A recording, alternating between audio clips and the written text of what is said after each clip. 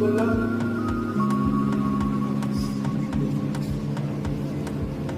এই পিচ করলাম, এই পিচ করলাম, যে ক্লিকটা সেটা ও বুঝতে পারছে। এখানে এখানে এখানে এখানে যে আসছে কিনা